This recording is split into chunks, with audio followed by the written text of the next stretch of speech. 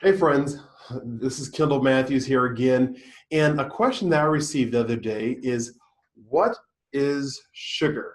And something that we all would like to know more about because it's in so many different things.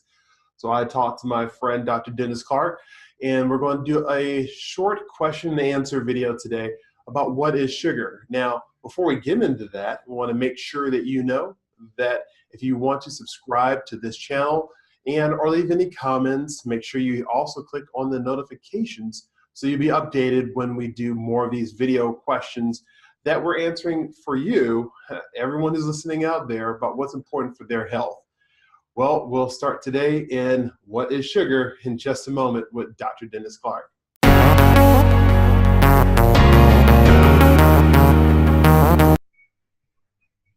All right. Now, before we get into the meat and potatoes and the coffee cake and the nice mocha latte, what is that? My wife loves the double pumped something from Starbucks. It just tastes great to her. I'm not too much into coffee, but it's all about sugar today. And what is sugar? So Dr. Dennis Clark has taken time out of his busy schedule to let us know more about that. Dr. Dennis Clark, how are you doing today? Oh, thanks. I'm doing great, Kendall. Well, I appreciate that because, one of my coworkers today brought in a box of Dunkin' Donuts, and those are so tasty, especially the cream-filled ones or the maple glaze long johns that are so tasty, but so I'm like, that's great for today's video about what is sugar. So before we get into all of that, could you give us a short background about who you are and why should we listen to what you have to say with regards to sugar exactly? Sure. Basically, my background is in plant biochemistry, and plants produce sugar. So if you want to learn about the chemistry of sugar, then I'm the guy to talk to. I taught botany, plant biology, and chemistry for Arizona State University for 30 years, and during that time, I learned a lot about sugar myself. And I ended up teaching an integrative medicine class, so I could tell people, all right, this is sugar in your diet. It may be a surprise because it's not just one thing, which is what I'd like to tell you about today. Perfect. Now, I know that sugar is in just about everything, and it's so hard to get around it. So let's talk about how has it been so ingrained into our foods nowadays, and then what we can do about it. So go ahead and take it away. Okay, first of all, what is sugar? It's, as I said, more than one thing. The blood sugar that we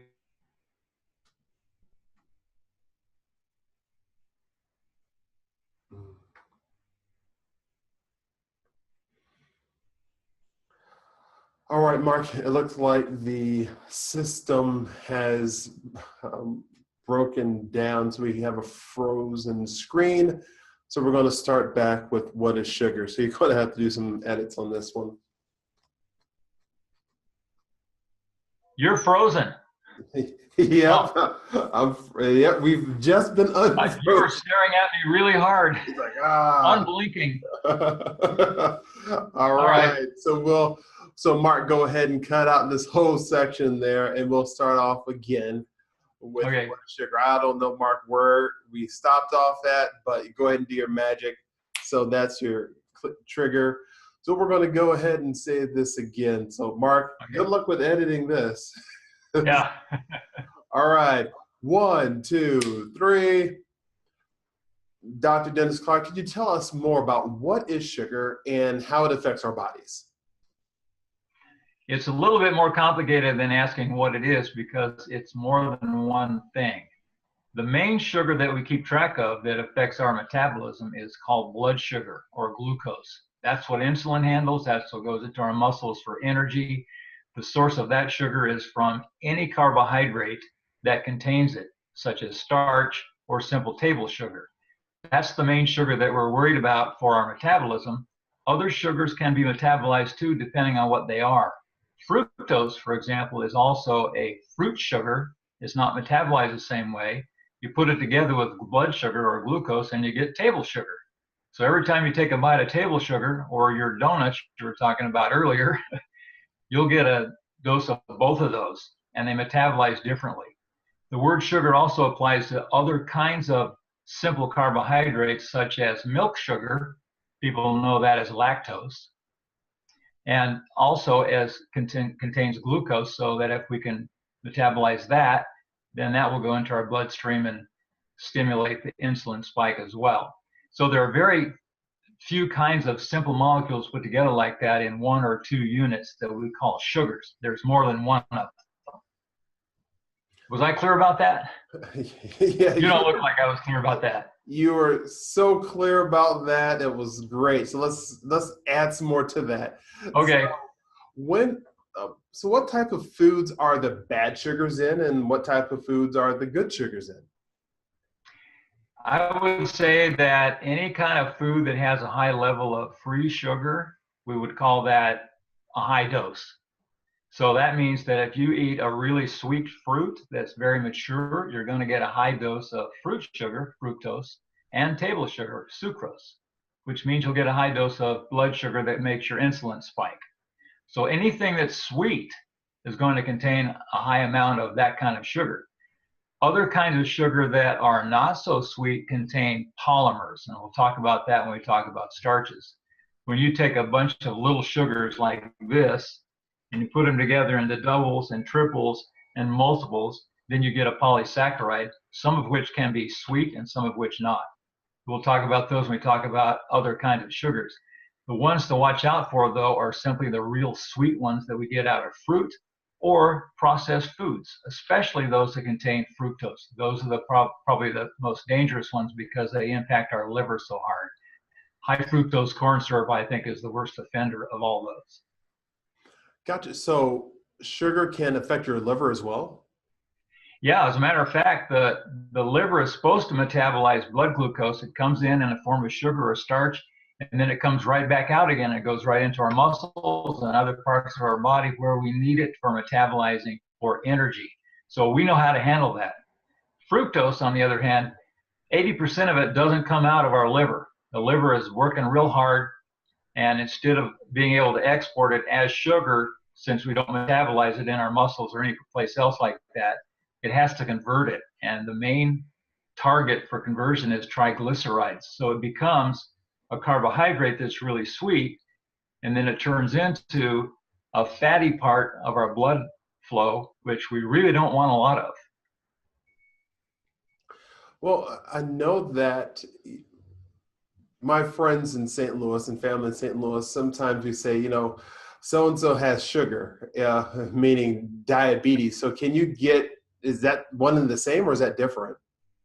Oh, that's the same thing. It used to be called sugar diabetes a long time ago. That was before you were born.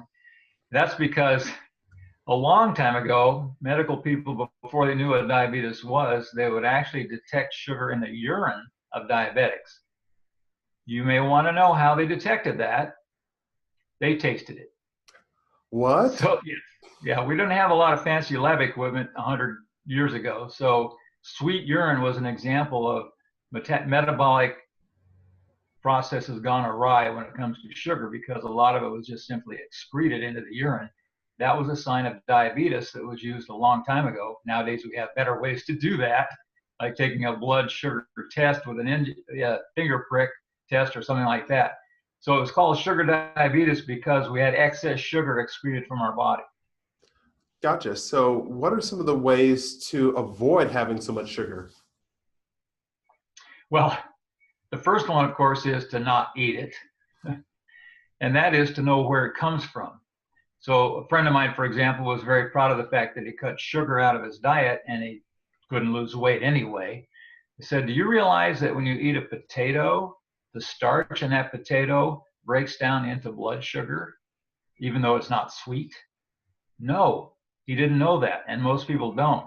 So that a lot of carbohydrates that are very easily digested become blood sugar.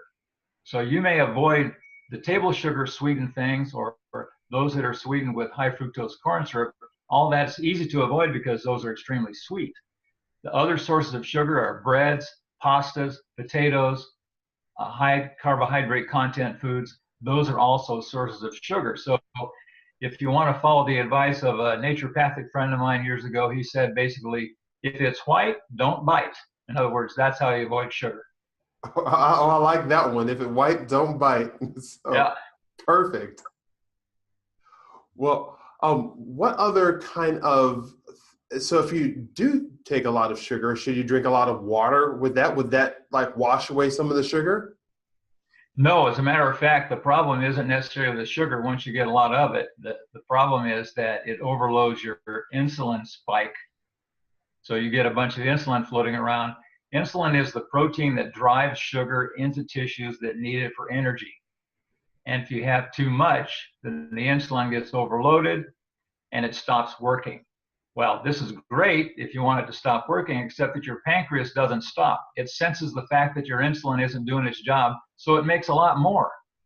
In other words, you overload with insulin. It turns out that insulin overload will cause insulin resistance, which is a hallmark of diabetes. Understood. And if you have a lot of sugar, does that affect your brain or memory in any type of way? Oh, absolutely. You have sugar on the brain, it will lead to an addiction. And part of that has to do with your gut, because I would say basically everything starts in your gut. When you have too much sugar, eventually that's going to be connected with your brain because your gut is connected directly to your brain. There's a nerve that goes from your gut to your brain. The bacteria control what's going on in your gut. And if they get overwhelmed with sugar, then the wrong ones are growing. And in fact, the wrong microbe in particular is candida or yeast. Probably the most common source of sugar addiction is feeding too much sugar to your yeast in your gut. It causes damage to the gut. It gets loose in your bloodstream, goes everywhere in your body, including your brain, and that creates an addiction. Gotcha. Dr. Clark, thank you for taking time out of your busy schedule. I appreciate it, and especially doing this deep dive into what is sugar. It's very helpful for me, my family and friends, and my followers, so I really appreciate that. And folks, if you have any questions, make sure that you go ahead and send those to me, and then I'll ask Dr. Clark every week. We do about 3 videos a week of just answering people's questions and making sure that we have the right answers and the right resources for you to make a better decision as you focus on your brain and your gut and making sure you understand that those both things are connected. Your gut's connected to your brain and the microbiomes and all these things that Dr. Clark is talking to us about, so we can make better life decisions. So my name is Kendall Matthews, and for Dr. Dennis Clark, we'll make sure that you understand that the gut-brain connection is very important for you to know every day. We'll talk to you soon.